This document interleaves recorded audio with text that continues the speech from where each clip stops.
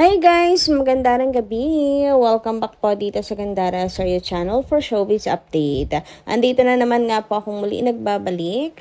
Ang nagmamaganda ninyo kachismosang Kim Pao, wala na nga pong iba.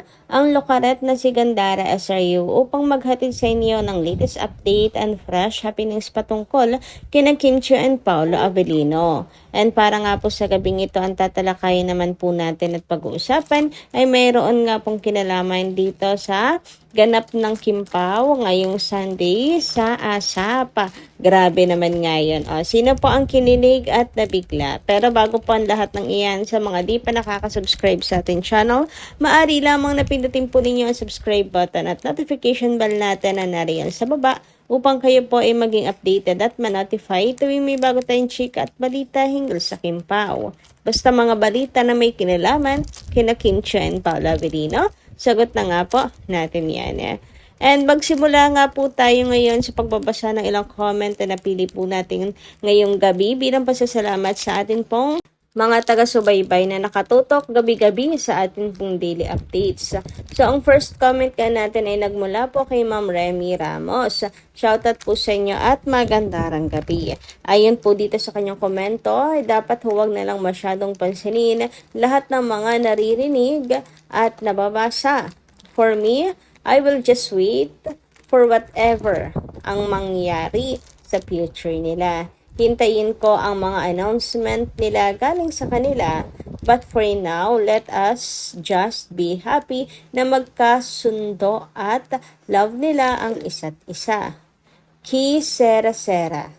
Whatever comes in the future, let us just trust that it came from God. Panghawakan na lang natin ang nakikita natin sa kanila.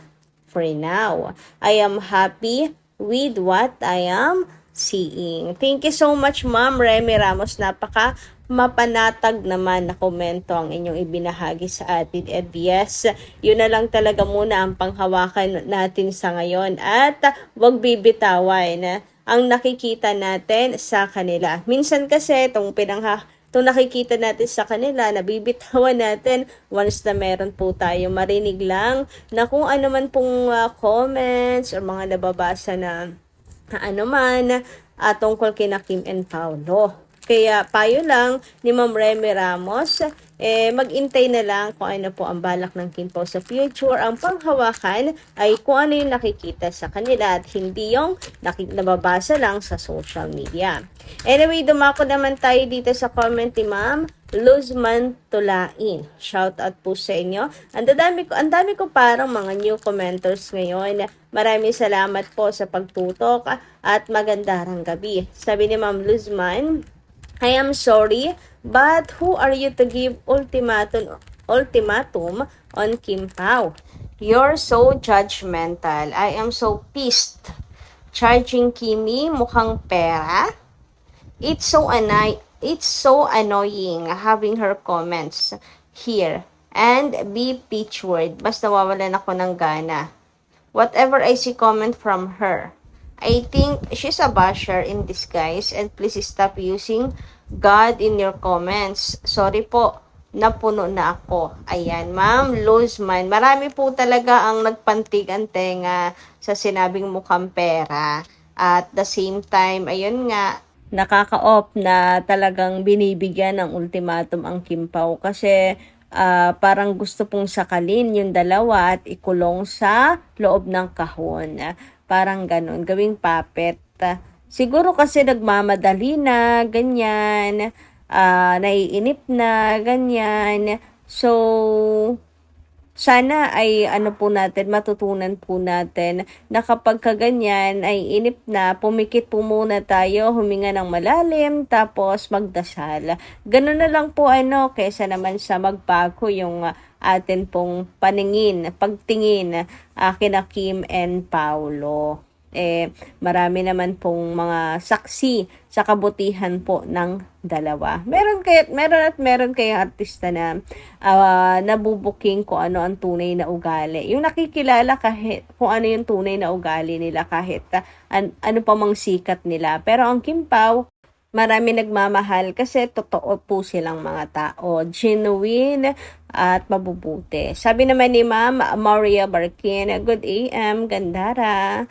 Ako, intay lang ako kung kailan sila ikakasal. Love ko talaga ang Kim Pao. Hindi ko pinapansin ang mga bashers. Thank you so much, Ma'am Maura Barkin. Ang sarap pala ng mga ganitong comment na yung nababasa natin, ano? Yung tipong mga panatag lang.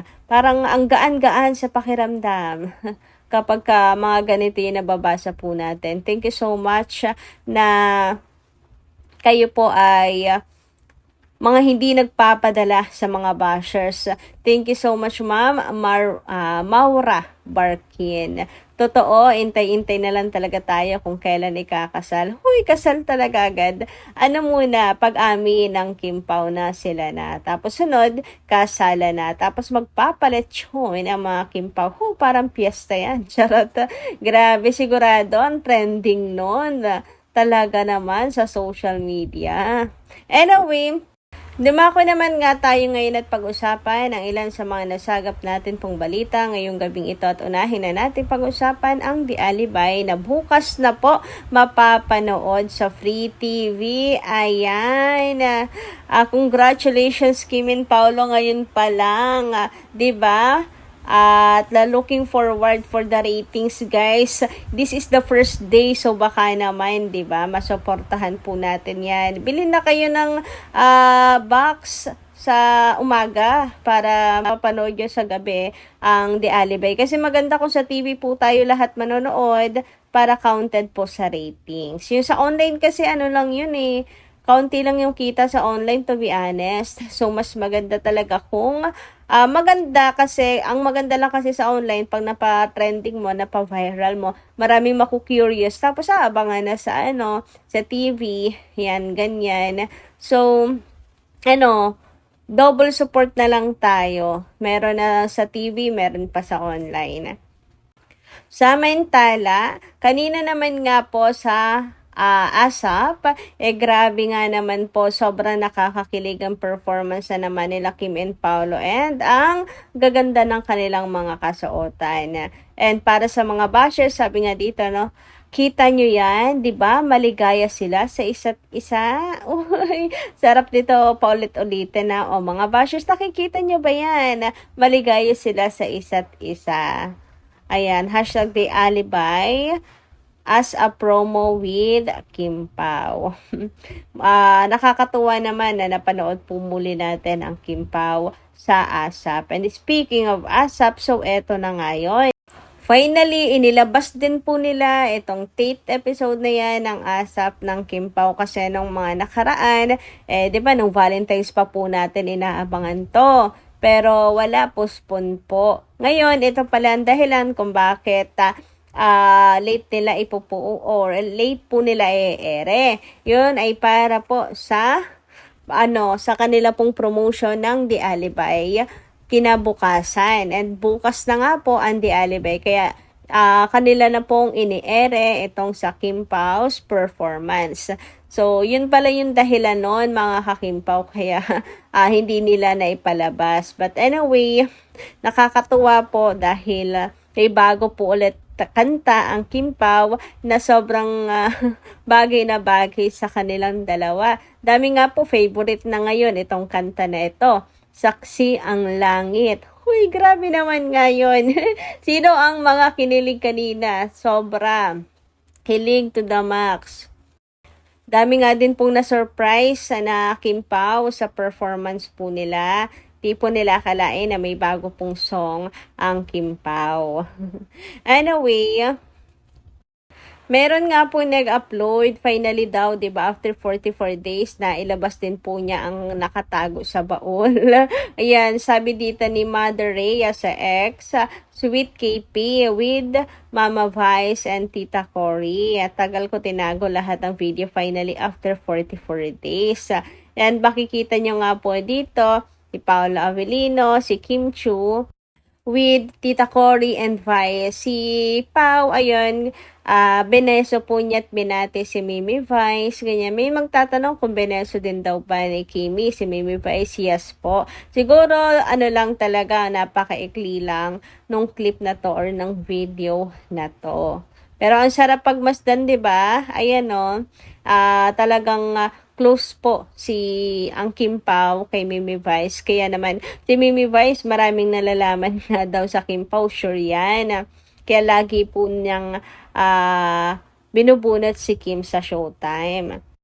And at the same time, botong-boto rin si Mimi Vice dito kay Paolo Abilino. Siyempre, para sa kanyang anak-anakan na si Kim Chu. Saksi din kasi si Mimi Vice sa mga pinagdaanan kung paano si Kim magmahal, kung paano nasaktan.